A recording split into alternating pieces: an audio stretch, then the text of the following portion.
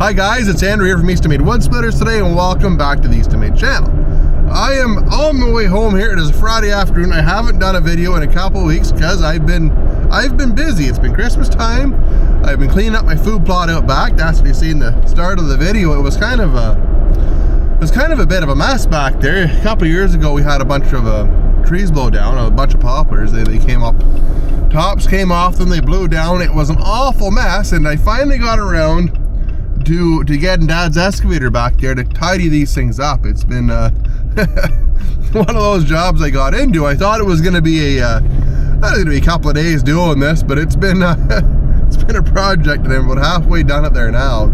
So I have a couple of other projects like that I want to get done over the course of the winter here. The business is going good. I've got all the little jobs done around the house. I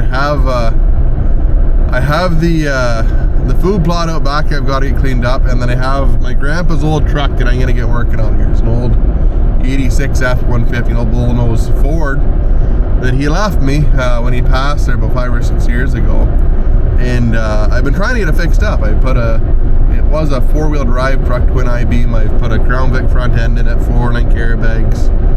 I got a turbo LS motor for it. So if you're a hot rod or a car guy, you know what I'm talking about. It should be a lot of fun when I get it done. I just haven't had time to get around to do it. So I'm gonna take some time the next couple of months, and hopefully when we get back from Florida, I'm gonna take a couple of 3 or 4 weeks and get that project done. Then all my projects around the house that I need to get done will be done. So hopefully that happens. So today's video is going to be about the power of being a loser or having a loss. This is something I want to talk about going into a new year. A lot of people, this is a time of self-reflection for them. So you have to look inside yourself, and you have to take those lemons and turn them into positives. That's one thing that if you've suffered any losses, which any entrepreneur has, you have to be able to do. And I learned this from a fairly young age. It was when I played hockey when I was a kid. I was maybe 7, 8, 9 years old. We had a hockey team. We went probably 3 years and had 2 losses. We had an incredible hockey team. It was we did some walloping. We had a really good hockey team. Dad coached Dad's an amazing coach for anything. But Dad coached us. We did really well.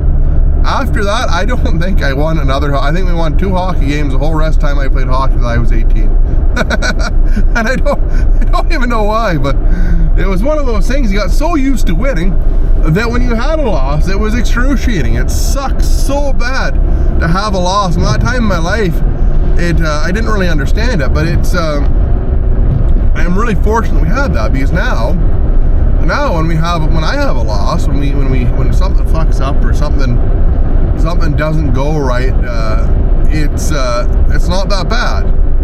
You sit back, you reflect upon yourself, you reflect upon what happened, on how it didn't go well, and you make a plan to make it better. I very seldom ever get upset. It takes a lot to get me upset, especially around the shop if something goes wrong.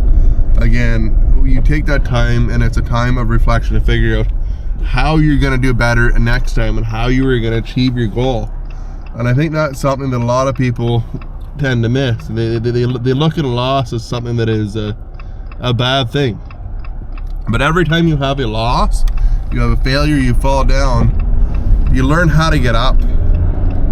You learn how to recover from that. It makes you stronger. It's no different than learning anything else in life. You want to learn how to walk. If you have young kids, they fall down a lot. And you know what happens when they quit falling down? They start walking and they start running. And life is like that. If you're into if you're an entrepreneur in business right now, you have to remember that's how we learn. That's how people get better, is from failures. And I've again, it's kind of funny. I think a lot of people think I flopped into this, but I'll tell you, there's been a lot of bad days. There's been a lot of days where it sucked, where life kicks your ass. It really does. And from those experiences, like I said, you learn. you learn, you get better. The next time you encounter something of that magnitude or something of that nature, it doesn't bother you. And if for some reason it bothers you, you need to look at yourself. You need to think to yourself, what went wrong? Because if you do something twice, it's not good. If you fuck something up twice, it's terrible, guys. You shouldn't do that under most circumstances. The definition of insanity is doing something time and time again and expecting a different result. So don't do that. And it's one of those things, like all of us do it. Like, doesn't matter who we are, you always for some reason make mistakes twice or 3 times or 4 times, and then eventually after the mistakes happen, you get back up and you figure out, well, let's not do that again. So that's kind of my spiel about the power of losing. Don't ever think of something going wrong as being a bad thing, or something terrible. It should be a time of self-reflection. It should be a time of growth, and it should be a time where you make yourself stronger, because the next time that happens, it's not a big deal. Anyways, guys, that's my spiel for today. That's my gripe, my rant, my motivational speech of the day. If you guys want to see more of these things, let me know. I don't mind doing this kind of stuff, guys. I started the YouTube channel to try and help people. I want to help people do well. I want to see you guys do well, because that is probably the most rewarding thing that I've seen over my time of building log splitters and building this kind of equipment, is seeing a guy go from buying an Ultra to buying a 1222 to buying a 3070 to going up into a processor to buying discrete. It's so much fun to see that and see people grow, and it's so rewarding on my end of it to be able to see that and see people achieve their goals. That is probably the best thing.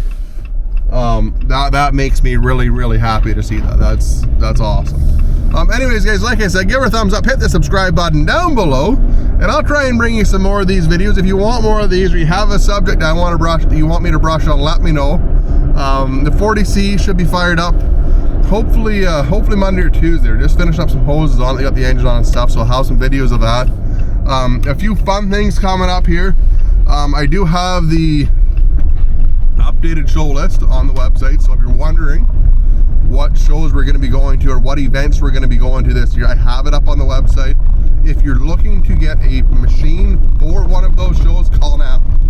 Now is the time to call. Whether you want a splitter, a processor, a conveyor, what have you, call, because this is going to fill up really, really quick, especially when we open this up. You're going to save the freight on it. You're going to be able to come meet us, pick it up at the show. It's always a fun experience for most everybody involved there. The other thing that's coming up, the next event that's coming up, is going to be the fellowship at the furnace. This is at Brad McGurk's down in Maryland at Firewood at the furnace. This was a lot of fun last year. There's a pile of people turn out for it. It seems to be a really great area, kind of a central spot for a lot of people on the East Coast to meet. So if you're wanting to stop by, that is the end of January. It's Sunday the 30th, 31st, somewhere in around there. Last Sunday in January is when it is. So, anyways, guys, again, hope to see you on the next one. I hope everybody takes care. Happy New Year's.